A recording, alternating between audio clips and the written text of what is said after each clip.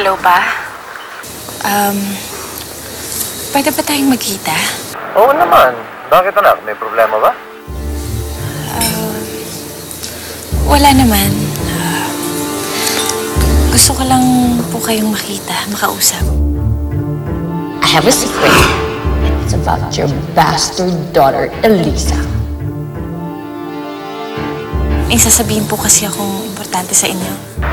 Sige. Saan ba tayo magkikita? Dito po sa restaurant kung saan po tayo madalas kumakain noon nila Mama.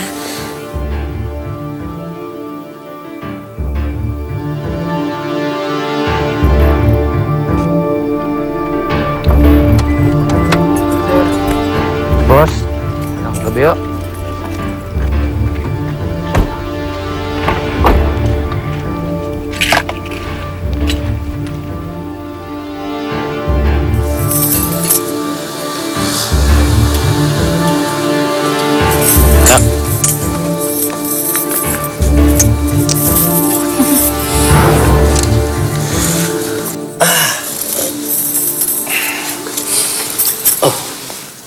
Bakit ba dito mo ginustong magkita tayong dalawa? Ulitin ko, may problema ka ba? Ay, Sir Michael! Bab! Ang dami niyan ah. Ang gaganda. Nagabala pa kayo? Maraming salamat para sa akin ba to? Sira ulo talaga kayo, Manny Jun. Para ako kay Elisa yan. Talaga. Nasaan nga pala yung asawa ko? Elisa?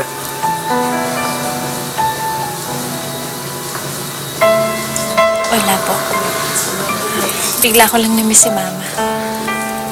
Tsaka naalala ko, dito tayo madalas kumakain noon. Pag lumuluwas kayo. Alam mo, marami akong magagandang alaala sa lugar na ito. Natatandaan mo, madalas dito tayo kumakain kapag kaarawan ng mama mo. Tsaka, Papa, diba dito niyo rin po nalaman na may cancer si Mama.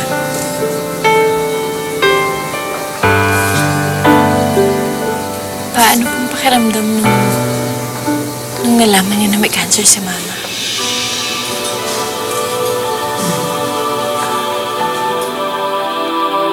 Umalis eh. Kasama si Ma'am Sophia. Sa loob. At least, tutuloy ko yung surprise ko para sa kanya. Ay, Manong, Oh, marami pa akong bulaklak sa auto eh. talaga? Paikuha naman oh. ang dami-dami na niyan ah. Naku, Manong Jun. May 3 usena pa doon sa kotse. Talaga? Mas maraming bulaklak, mas magiging masaya asawa ko. Oo naman. Alam niyo kasi kayong dalawa, Oh, wala kayong mga girlfriend eh. Kaya hindi kayo marunong manligaw. hello. Nakatatlong asawa na po ako. At iniwan ka lahat. Hindi naman pa. Kunin ko na. Alam mo nung gabi yun, wala lamang galit sa akin ng Diyos.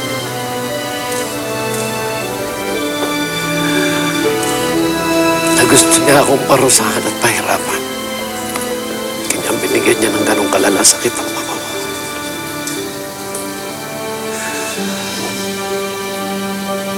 Ginawa ko lahat. Tatanda mo, pinuntahan ko lahat ng doktor sa halos lahat ng ospital. Dahil gusto kong mailigtas nila ang mama mo.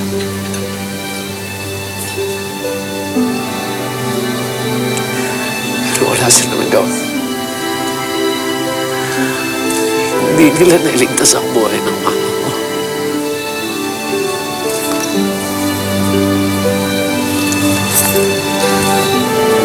Pasensya na po.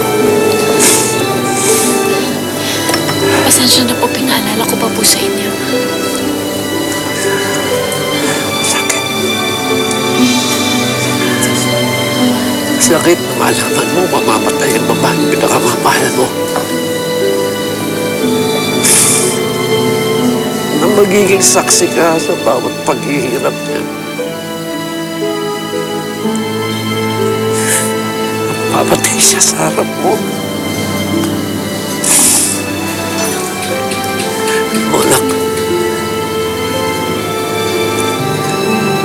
Buti pa siguro hindi ko na lang nalaman may sakit siya.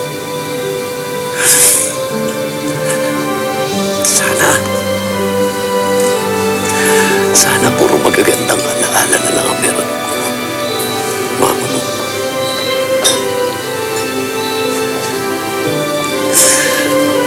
Dahil parang impyerno ang buhay kasama ang mga alaala ng paghihirap niya.